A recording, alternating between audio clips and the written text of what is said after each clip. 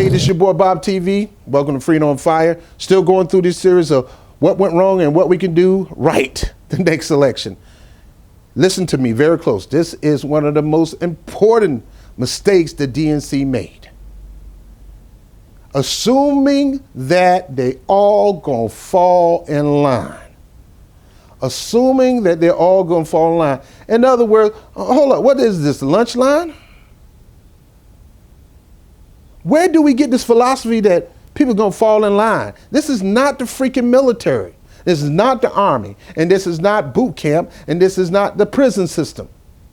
They're all gonna fall in line. We're not your slaves. They're all gonna fall in line. Listen to this. A fair amount of drama yesterday, the first night on the convention floor. You still got a lot of angry Bernie Sanders supporters. What more needs to be done to unify this party? I don't think anything more has to be done, George. Look, think about it. They went out and busted their neck for the better part of a year. They came close.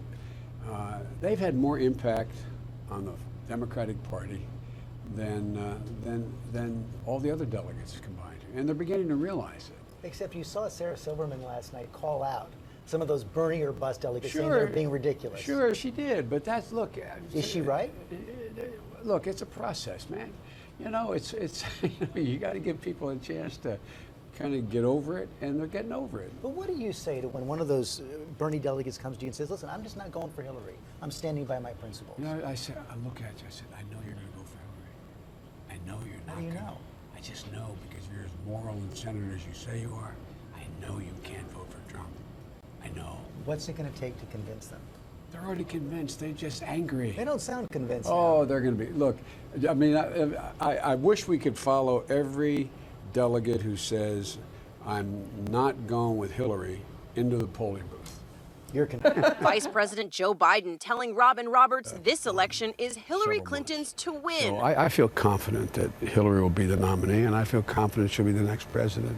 Until now, the administration only going as far as a joke. Next year at this time, someone else will be standing here in this very spot, and it's anyone's guess who she will be.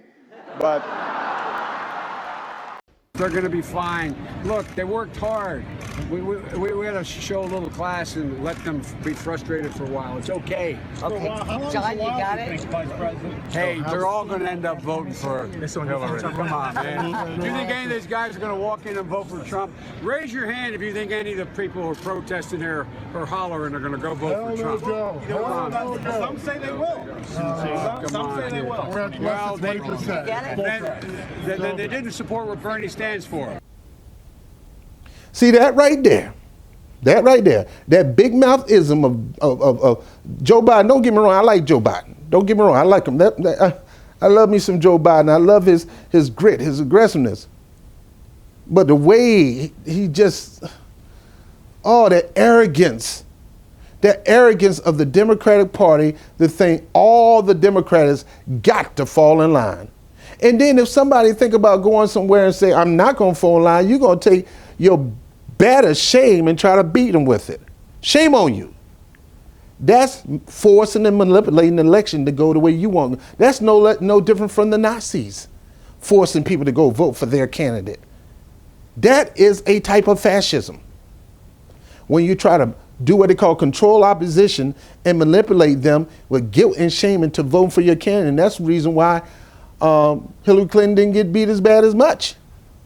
And that's the reason why third parties like Jill Stein never get no traction, because you try to tell them, well, if you go that way, then you're going to allow that person again. No, if both of y'all go that way, you can beat that person.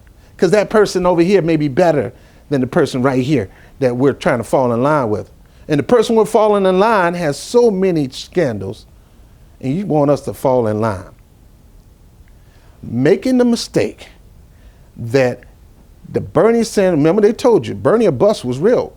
Oh, that Bernie or bust stuff is not real. Oh, they're all going to fall in line. No, they didn't. Where are they going to go? Donald Trump? Yes, some of them did. And that's why you got your behind spring. Look, come on, let them blow off some steam. Let them, it always happens, we getting floor fly. It's all y'all letting blow on steam. After it's all done, they're all gonna vote for Hillary Clinton. sound like a dummy, Joe. Smart man with no wisdom. They all didn't go for her. Matter of fact, millions left the Democratic Party and became independents and voted for Donald Trump. Why? Because the person that they really wanted to vote for, they didn't get a chance to vote for him. You got to understand, Democratic, National DNC, whoever's in charge, Bernie Sanders know this. Keith Ellison, you got to understand, most of Bernie Sanders supporters were not Democrats. A lot of them was independents.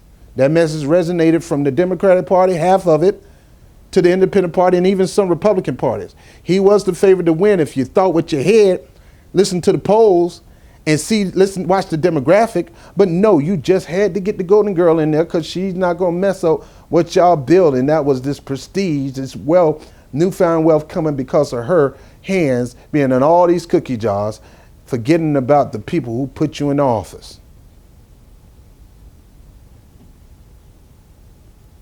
Don't you dare make this mistake again.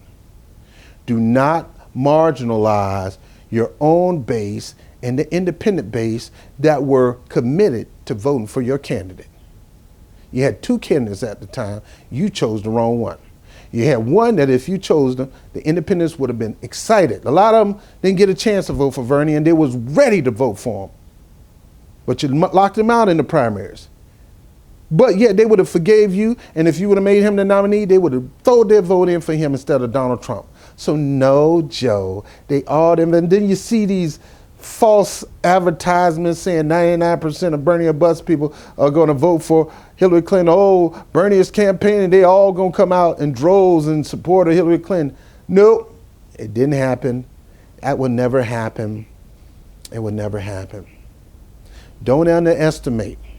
When you marginalize people, when you take them for granted, when you call them names like deplorables, when you call them names like bottom dwellers, basement dwellers, when you say things that we don't need your vote, when you go out there and court Republicans because you want to be so arrogant that I don't need the Sanders vote, I'll go out there and get me some Republicans. And then when you just shun progressive people instead of making Bernie Sanders the vice president, which he would help you win. You didn't even choose Elizabeth Warren. You even spit in the face of progressive even more by hiring Tim Corporate Kaine, the worst VP pick you could ever hire. And all because of this, you marginalized a portion of your base, and your base didn't do what you thought. They went, and some of them went and voted green. Some of them voted Libertarian, and some of them voted for Donald Trump. Some of them said anybody but lying, cheating, and stealing Hillary Clinton. I lie, I cheat, I steal. I lie, I cheat, I steal. Yo. That's her theme song. So mistake is assuming that everybody's going to go for the contender.